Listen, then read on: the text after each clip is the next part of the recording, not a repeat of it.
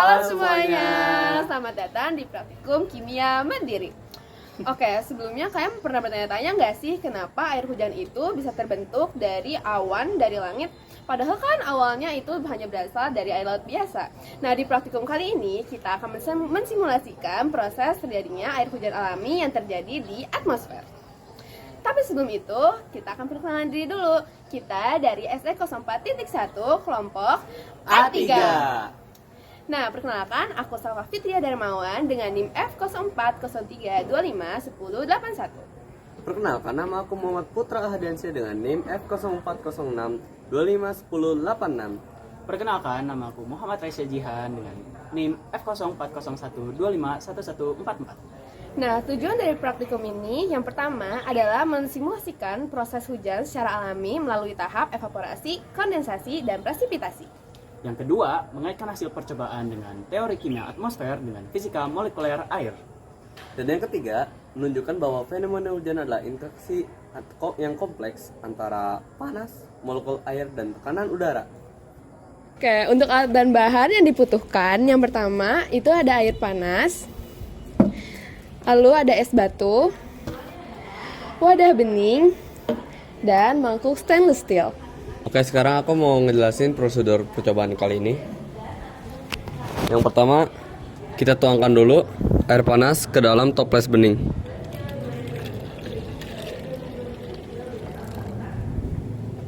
Lalu, tutup dengan wadah stainless steel. Di atas stainless steelnya, di wadah stainless steelnya, kita tuangkan semua es batu. Setelah itu, kita tunggu 5-10 menit. Saat air panas dimasukkan ke dalam toples, airnya menguap menjadi uap air. Proses ini disebut evaporasi. Uap air lalu naik dan menempel di dinding atau tutup toples yang dingin karena ada es di atasnya. Di situ, uap berubah kembali menjadi air. Proses ini disebut kondensasi.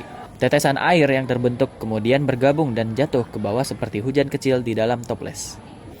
Oke, selanjutnya kita lanjut ke pembahasan ilmiahnya.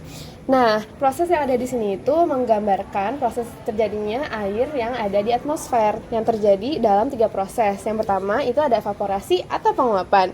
Saat air panas yang berada di dalam toples bening ini mendapat energi panas, maka molekul hidrogennya akan bergerak lebih cepat. Energi kinetik akan menyebabkan molekul hidrogen terlepas dan menjadi uap air. Nah, proses ini disebut endotermis karena menerima panas. Nah, di dalam ini tuh terjadi di danau, air laut, ataupun sungai yang terkena oleh sinar matahari. Pada tahap kedua adalah kondensasi. Uap air yang dihasilkan akan naik ke atas karena lebih ringan. Nah, di lapisan yang lebih dingin, uap akan kehilangan energi panasnya dan kembali ke fase cair.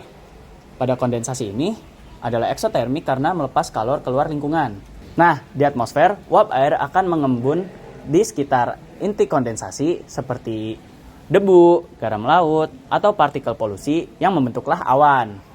Yang ketiga adalah presipitasi. Setelah butiran awan membesar karena titik-titik air itu mengumpul menjadi satu, dan karena adanya gaya gravitasi yang menariknya jatuh ke bumi, maka disebutlah hujan. Hujan, nah di belakang saya kan lagi hujan banget nih, ini yang disebut banget namanya presipitasi. Dalam percobaan kita kali ini, titik-titik air yang berada di wadah stainless steel yang menempel akan jatuh ke dalam wadah toples yang bening. Itu adalah sebagai simulasi presipitasi.